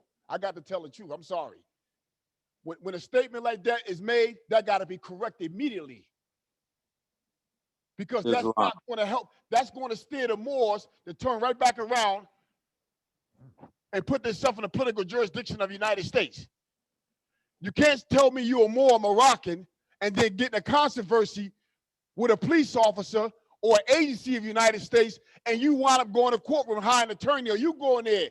That means that you don't even know your counsel rights protection. You don't know you're protected under treaty. You can't know because you wouldn't be in there. Now, if you know so much when you out there, tell them to read your counsel rights and call the counsel. You won't be in no courtroom because being in there ain't benefiting the more. You hanging a damn more in there. You actually the more get up on the chair, kick this, put the rope around the neck and kick the chair and hang yourself. That's what you're doing. We're not allowing that. I'm sorry. I'm not trying to be disrespectful. I'm being truthful as can be. We're not going to allow that. Kadim Abdullah Bey. I'm gonna lower your hand and you can present your question. Islam. Basically, my question is, your thoughts, or is it correct to do the foreign trust 9-8 number?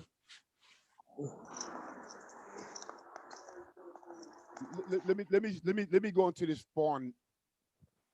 First of all, in order to get a foreign 9-8 number, you are claiming that your entity is from a foreign country. Right or wrong, right, brother? Come on. Right. Correct. Okay. Now, what country you claim your entity's from? Jamaica. Huh? Jamaica. I didn't hear you. Jamaican? Yeah, Jamaica. Jamaica? Okay, that's a foreign country controlled. They're British subject controlled by the crown. Do you have political allegiance to them as a Jamaican citizen? No. Then why are you registering your corporation there? Saying the corporation is registered with a person claiming to be from. I mean, that's the origin of it. When you say it's foreign, that means foreign to the United States. So that means your political allegiance is Jamaican. And you come into the United States to do business, and you can use that 9-8 number as a fictitious entity doing business in the United States. Am I right? That's what you want to use it for, right? Right. Well, basically, it's just to hold. If I want to use it to hold property attained. No, what I'm saying is that you're claiming the corporation is incorporated in Jamaica. Am I right? Yeah. So would it be more correct to if we had like this ecclesiastical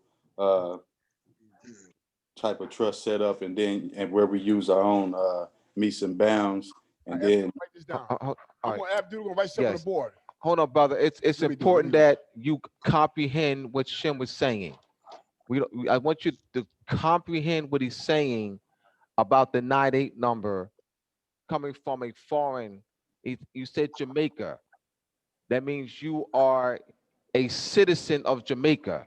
You have a political allegiance to Jamaica. Do you have political allegiance to Jamaica? Are you a citizen? So you would be a Jamaican national. Right. You will be Jamaican national. That is on, of course, that's more so too. But you're a Jamaican national in the British zone, which includes the United States. That's what that would mean. Okay. So if we were to, so are you clear on that? Yes. Now what I want to ask is, if we set up our own ecclesiastical trust and constitution,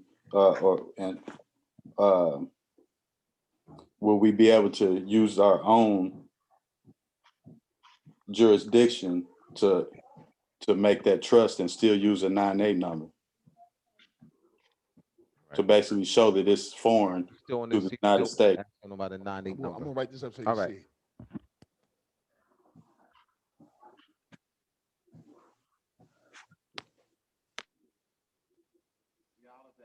The owl of the Apostolic Republic in Morocco, corporate agency above is where, all right, so he's writing. Do I need to move this? Is we fine, Tamara? Tamara, we good with this up here? You're fine. All right. I need to move out the way.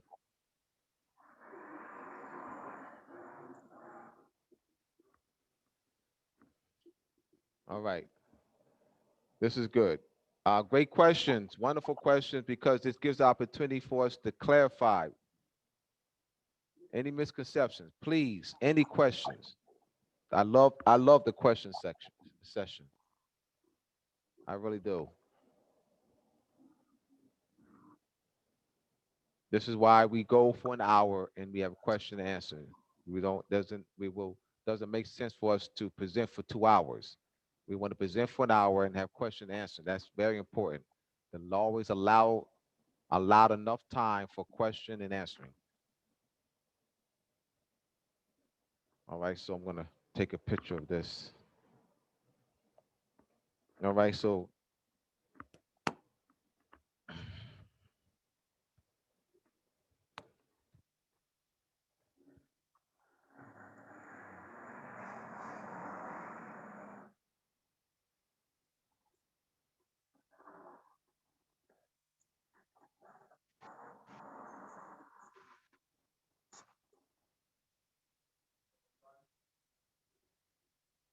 Yeah.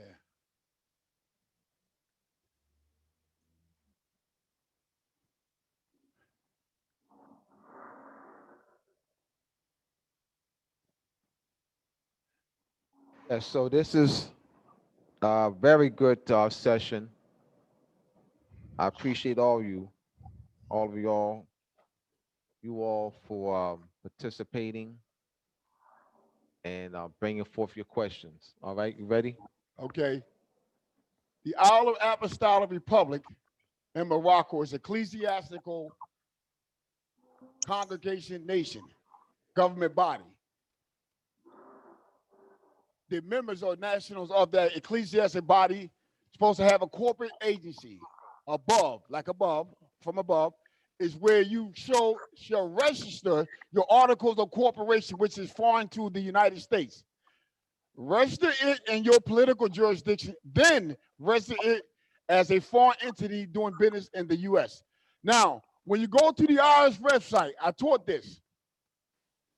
The asset name, the foreign British subject name is yours. It's your inheritance. It's yours. Your mother spoken into existence. Yours.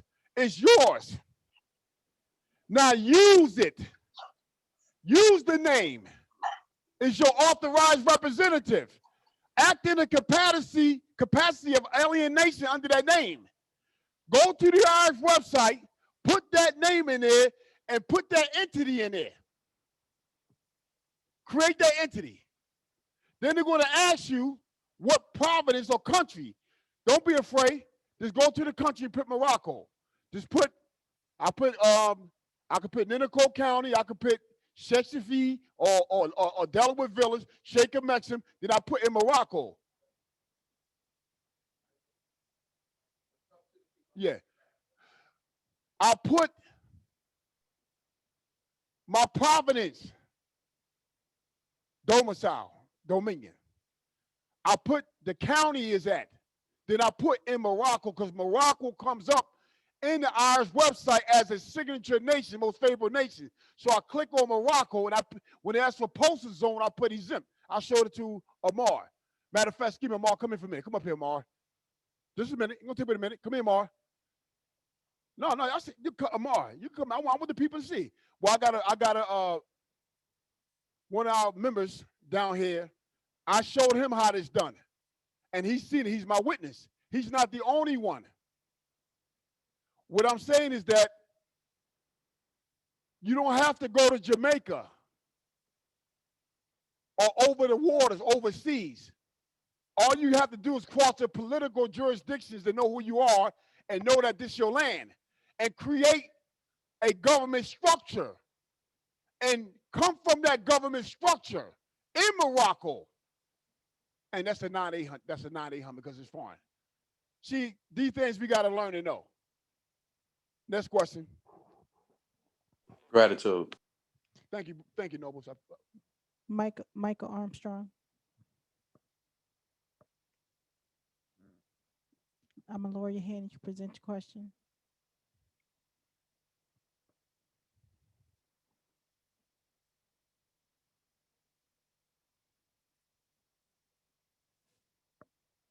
Micah Armstrong. Okay, I guess we'll move on to the next party. Sister Nana. I'm gonna lower your hand and you can present your question. Okay. Shem and Islam, greetings to everyone. The brother who is in, said he used the Constitution from Michigan. I'm a little confused, so if you will please help me out. How is it that he did win? He said he beat the traffic ticket. So what exactly did he stand on in the Michigan Constitution in order for him to get the decision that he got? Nana, when you go before a court Uh-huh. and you ask that court for a benefit under his Constitution, that means you claiming to be a citizen of that state or resident. You're not claiming to be a Moor, because if you're a Moor, you wouldn't be there.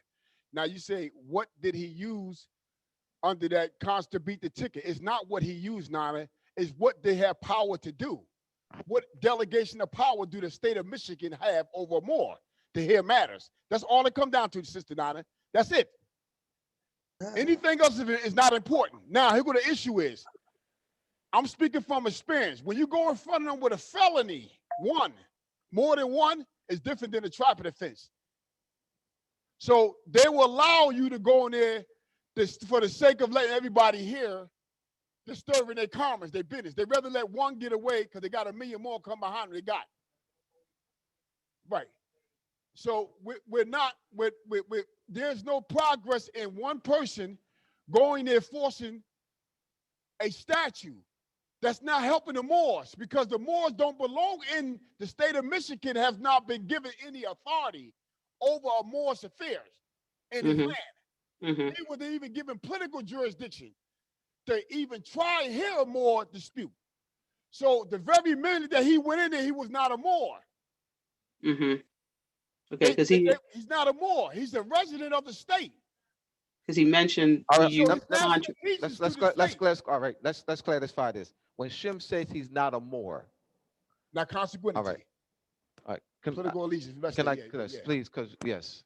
While you're doing that, Abdullah, because what he said was that I remember is that it was about contract. So he went on the basis of contract law and not necessarily the treaties. All right. That's all right. He's not a Moor. Let's clarify that. This was done Saturday. Saturday's law class. All right. This is what Shem means. All right. Nationality, consanguinity.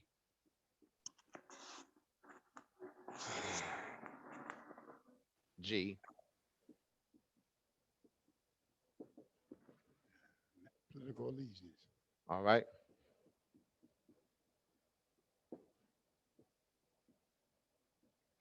That's a different ego.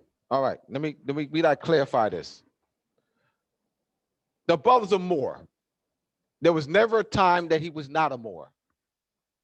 Consanguinity. We're talking consanguinity. That's his blood, ancestry, lineage, descent, bloodline. There was never a time that he was not a Moor. He's a Moor. All right. So we got to clarify.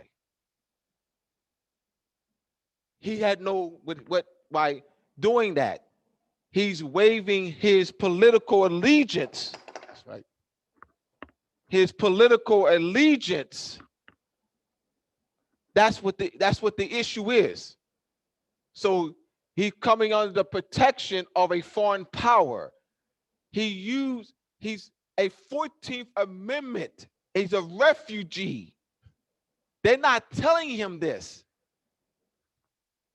He's a refugee. 14th Amendment. They treated him, all right, because of the brother's knowledge. An average Moor, classified as Negro, color, black, does not have the knowledge that their brother has. All right, that's all that is. The brother has the knowledge of certain traffic. The average Moor, classified Negro, color, black, doesn't have it. The brother is no different than a Moor who was unconscious, in that they're both, that state of Michigan treated him as a 14th Amendment citizen. They didn't say that. They didn't say that. They didn't treat him as a Moorish national who has political allegiance to a Moorish government. He was not treated like that. When he walked into that court, that's a 14th, a Moor of consanguinity, bloodline, ancestry, whose political status is a 14th Amendment citizen, resident of Michigan. That's what they treat him as. Because of his knowledge, what Shim is saying, they didn't want to upset the apple cart. That's right. That's right. That's all. They didn't want to upset the apple cart. They figured that he knows enough, all right? But how he was viewed by the court, his status, is a 14th Amendment citizen, a resident of the state of Michigan, not a Moorish national with a political allegiance and protection under the Moorish flag and protection on the Moorish treaty. They didn't treat him like that. That's right. We got to clarify this. I want to clarify this. This is very important. That's right. Very important. Are you clear, Nana? Is everyone clear on what I'm saying? I am 100% clear, and that's why I asked. because I Please had a ask. feeling that- Please. If It's you're not. not clear, please ask. Yeah, I had a Please. feeling that not everyone. What? Hold on. Thank you, Nana. Thank you. There's a not clear. It was typed in hand raised. Jabir Bey, can you come forth? Because you typed in, your hand is raised, and you typed in not true. He evoked common law. So let's get into this common laws thing. Okay, this is what happened. You're right to a certain degree, and the Constitution gives 3 jurisdictions: admiralty, maritime, common law, and exclusive equity. When he went in there, he said that he invoked his common law status up under that state constitution. He wasn't tried as a 14th Amendment. So, but the political allegiance you're talking about is true.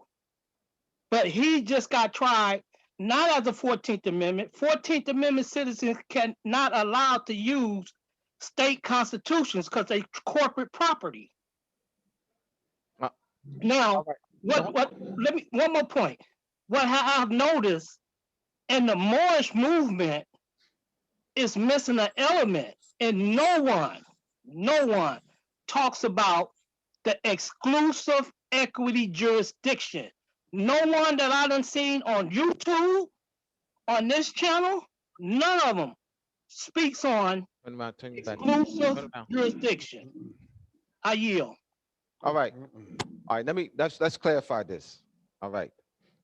Because of the brother's knowledge, they didn't want to upset. He was tried. He was treated as a 14th Amendment citizen, a resident of Michigan.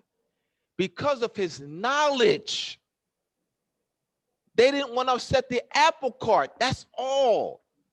He could invoke Supreme Court cases. If they viewed him as a Moorish national, protected under the Moorish flag, under Moorish treaty, they would what? Have called the Moorish consul. Supposed to do, that's right. No, so I say, if they had viewed him as a Moorish national, protected under Moorish treaty, having allegiance to a Moorish government, they would have called a Moorish consul because they wouldn't have not any jurisdiction to render any decision favorably or unfavorably. Had no jurisdiction at all. That's right. Let's look at what's well settled. We gotta go to what's well settled. 300 years of treaties. What's well settled. We're talking about performance. The fact that they rendered a decision. They went through the motion, through the court proceedings. They viewed him, treated him as a resident of Michigan and a 14th Amendment citizen. They didn't say that. He has knowledge. He is different than a Moor classified as Negro, color, black because of his knowledge. That's right. But he's no different as far as the status, meaning that they treat, because that's the only way they can move forward. They can only proceed. All right. All right. So let me clarify, because common law is judge-made law. Common law, look it up. Judge-made law. Look it up. Not what Abdullah said. Judge-made law. That's what common law is. That's what common law is defined. That's the constructive meaning. The constructive meaning that's used in the courts, in the United States courts, in United States courts. The constructive meaning used by attorneys for common law. Ask any attorney for the definition of common law. Supreme Court adjudication. Supreme Court adjudications, common law, the definition. That's a constructive definition. That's not an ancient. That's not an ancient. That's not the originalist definition. That's right. They're using a constructive definition for common law, judge-made law. We must be very clear. Let's be very clear. Let's put on the board. Let's put it on the board. Dealing with common law. All right. To the Moors, this is common cultures. All right. So we have common law. Let's put here. This time we said put on the board. Common law. Let's put constructors. Let's put originalists. Here we go. We're going to be educating originalists and constructionists. Originalists and constructionists. All right, we have common law here. We have common law here. We must understand these. This is very important. This methodology of study and teaching is very important. Common law on both sides. The constructed definition for common law is judge-made law. It's called, they use the judge-made law. That's the term they use, judge-made law. The originalist definition for common law, culture, customs. Yep, that's right. That's right. Traditions. That's right. Culture. That's right. Common culture. Culture. Festivals. Rites. Festivals. Ceremonies. Festivals. Ceremonies. Holidays. Ceremonies, IES. Holidays. That's it. All right. We must understand this. This is very important to understand originalists and constructionists. All right. So this is what? Etymology. Etymology. Etymology. This is semantics. I see. Semantics. Please let them look at this. I need them to, this is very important. This, you must understand this. If you're talking about being a judge, Moorish parliament, you must understand this. Yes. You must understand this conceptual framework. I'm giving you a conceptual framework of analysis. They're using the constructive meaning for common law as judge-made law. That is not the original definition. So one says common law. So don't get, oh, they say common law. Oh, no.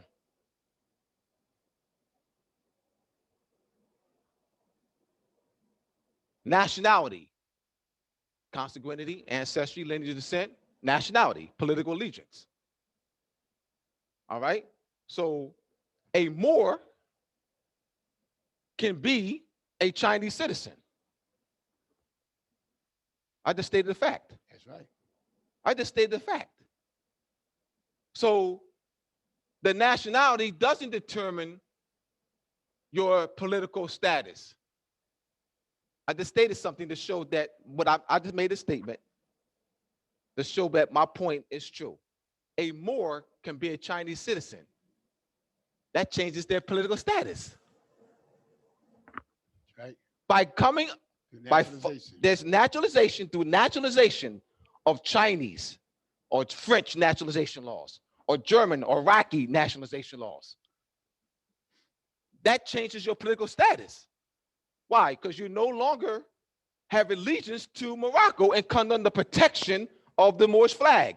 You now come under the protection of China or France or Germany or Great Britain. Your political status changes, not your consanguinity, not your nationality, ancestry, lineage, descent, but your political status. This is fundamental. This is why I had nationality, consanguinity, nationality, political status, or political allegiance. Absolutely. And the Supreme Court goes back and get their decisions from the ancient lordship of the lords that ran the parliaments and the governments. The lordship parliament was ran, the parliament was run by lordship. So when a lord so-and-so rendered a decision on the British law culture, the Supreme Court resorts back to making their equity. They make the decision based on the lordship earlier decisions. So you see the Supreme Court is going back, looking back to their pedigree as being British or Irish or German. They're looking back. In order to make that decision, they go back to the lords, the crowns, the creeds and stuff to form these decisions. That's not, when they say common law to a Moor, that's the Moor's culture. What Abdullah wrote here. That's what that is. So when he walk in, when you hear the Constitution say, and laws of equity, that ain't got nothing to do with Moorish culture. That's based on their relationship and alliance among themselves, based on the British common law.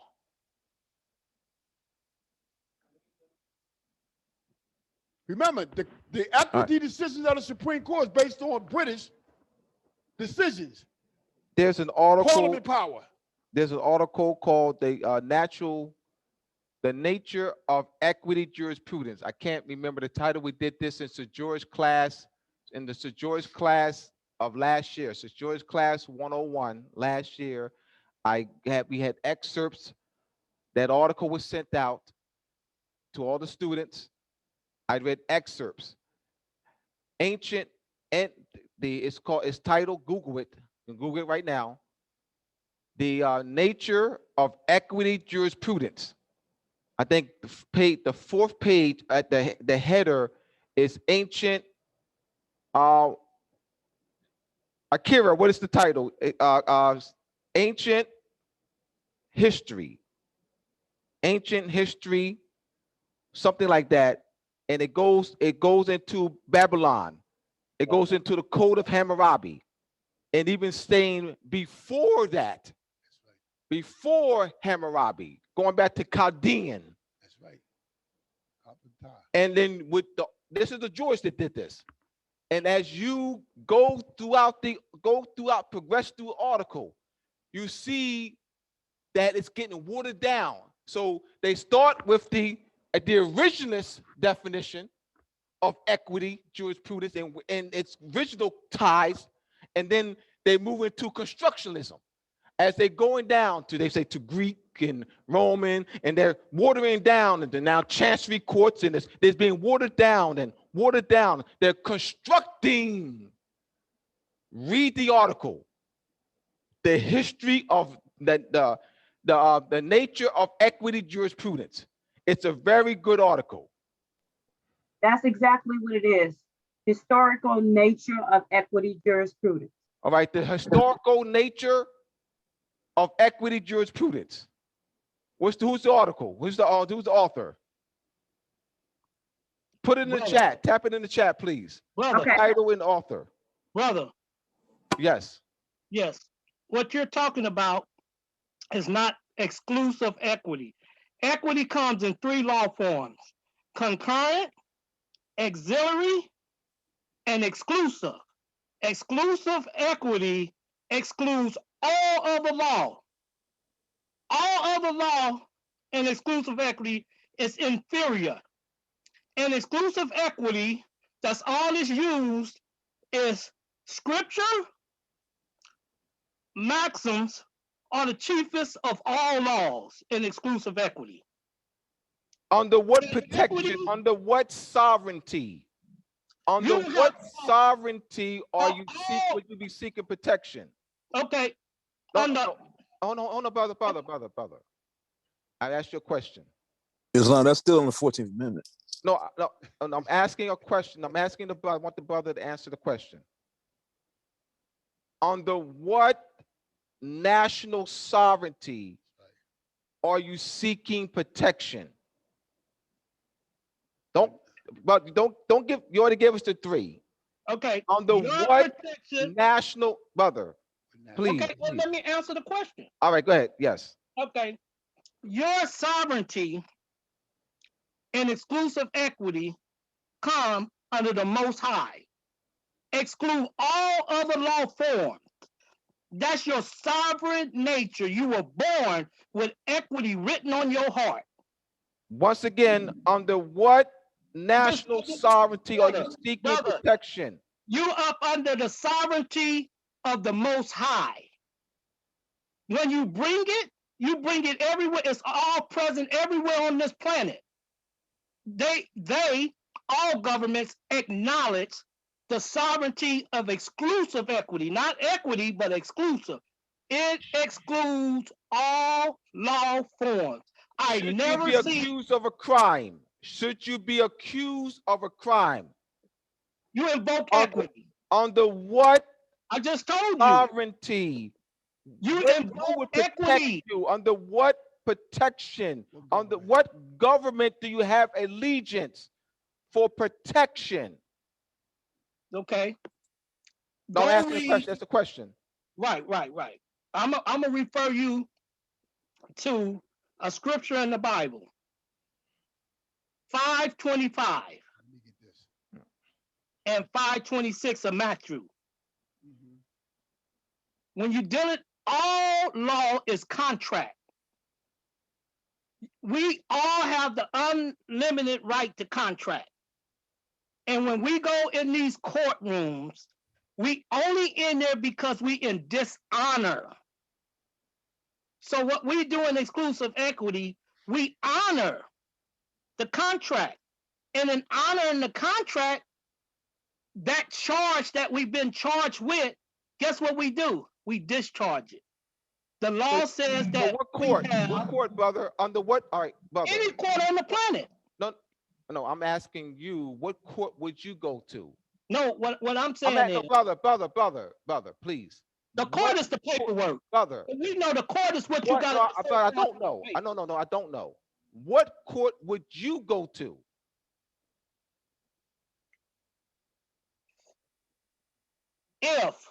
Brother, what court would you go to? Can I answer the question? Yes. Man, if you ask me a question, I would like to answer it. If my proper status was not on record, like most of the Moors, they drag us into these foreign jurisdictions that they call courtrooms. And when we get into these foreign jurisdictions, they getting us on a contract, either a past contract or a present contract.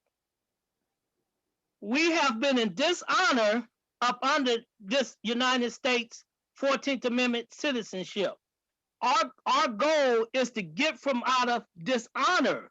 So they have a right to bring their corporate slave inside these courtrooms because we have not did what we have to do our proper status on the record. Most people don't even know who to go to put your proper status on the record. And what's I the hear a proper, lot of that what would be bullshit. your, what's your proper status on what? All right, proper status and what record? What Okay. record? When you put What record? well, What jurisdiction? What agency? okay, when you proclaim, you go put it on the county record. Name what jurisdiction? When you whatever your home Of state. Morocco or United States? No, your home state. It's always Morocco. It's always. No. I need identify the county. Give me a name of a county record. Okay, for example, at Orange County, at Los Angeles County. At means near. That's the language you use. The culture is in the language that you use. What's on your paperwork determines the jurisdiction that you're in. But in exclusive equity, we use no paperwork.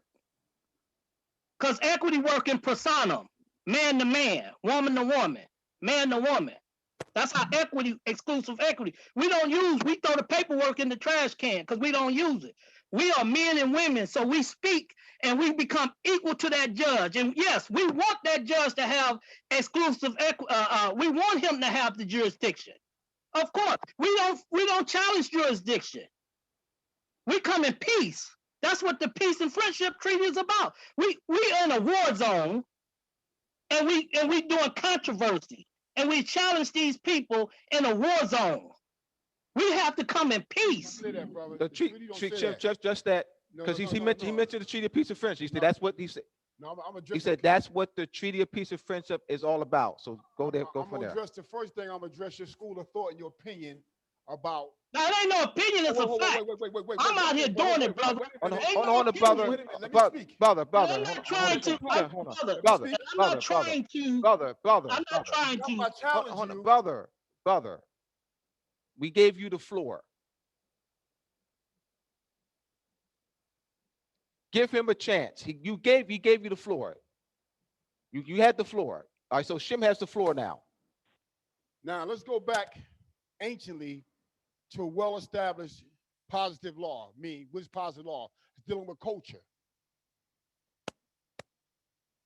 We're talking about mass and body of nations, of people, houses,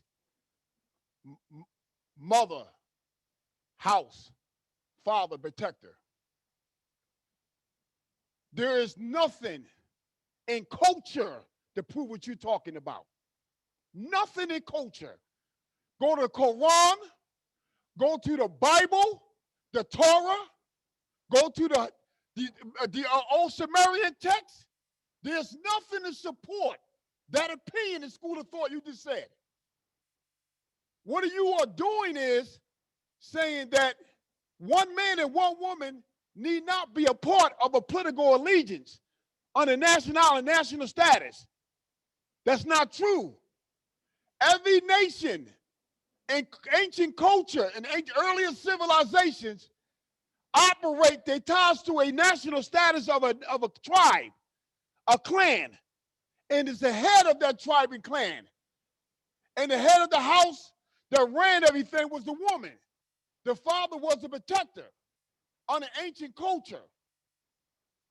You're talking, when you say about God, the voice, the invisible world, they only operate with nature through a seer. A seer is one called a Dauti. He travels.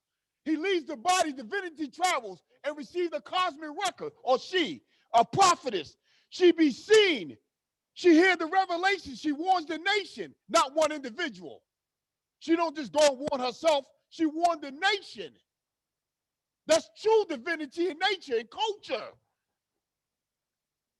When any man or woman is abducted or injured or harmed by a foreign nation, her tribe, her clan, the kinsmanships, the offsprings, that governing body, the head of that tribe and clan goes out to enforce and protect her rights or his rights. That's a body. That's a body of people collectively, not operating individually. when one is accused in ancient law of a crime in a foreign country that's in a treaty with one another, the treaty lays out how the dispute ought to be handled. The jurisdiction of both nation courts does not allow their public courts or local courts to get involved with anything. The consul or deputy is the judicial officer that hears the dispute of the two parties between the governments. So when you give the opinion and the school of thought, and you give a decision, give a judgment, it got to be based on earlier civilization, how they operate between one another. There's nothing on the record that individuals came together and formed treaties. Governments representative of respective nations for the benefit of the subjects or nationals or citizens come together and form a treaty, a contract. That is the contract that had to be enforced by the individual through his consul. That's history law. There's no other concept you can come up with. You make it up yourself. But it cannot get past the traditional customs of culture, ancient culture, because it doesn't teach that. So you Moors, you better go back to customs, traditions, culture. That is the common law. Equity is the decisions of the people that's in high regard and making decisions and disputes and making these laws and customs under culture. That's the equity, the decisions, the orders, the decrees that's handed down based on culture. That is the equity. And that is the jurisprudence. All based on this word right here. Common law, all this is based on culture. When you say a contract has been violated and you are debtor because you in dishonor, you are a debtor when you dishonor the treaty. When you go in that courtroom trying to force a contract other than a treaty, you are a debtor. You're not a creditor. You're a debtor. Why? Because you in there doing something that the head of your ancient government, your ancient foremothers and forefathers have never established under this flag. You in there operating on a contract. What contract could you possibly be operating on? But what Professor Abdullah said was 300 years of treaties. Treaties are contracts, international contracts. When you don't operate them, you're a debtor. That means you can't discharge your debts. That means you're not immune. You have no immunity. You won't have no exemptions. When you won't have no immunity exemptions, that's because you're not under national political status as a Moor of a specific country, Morocco, or properties operating in Morocco. So when we tell a Moor something, we want to lean back on civilization, culture of the Moors' culture. The Moors wasn't given no land. The Moor was conveyed land by the cosmos through the seer. So when you talk about contracts, you can't override 300 years of contract that the Moorish government laid down to protect you and walk it in a contract that you say that you want to enforce. And if you say, well, I can enforce the treaty there, it does not give them the authority to speak. So you are a debtor. That's the end. That's the best I can do. I hope that can help you. All right, everyone. All right, so we've gone past time, but we wanted to clarify the point. All right. We have the 12-week online course, Hooked on Grammar 201. That starts in 2 weeks, June 17th to September 2nd, every Thursday from 7 p.m. to 9 p.m. Eastern Standard Time. About our program, instructor, yours truly, Abdullah Talib Mosi Bey.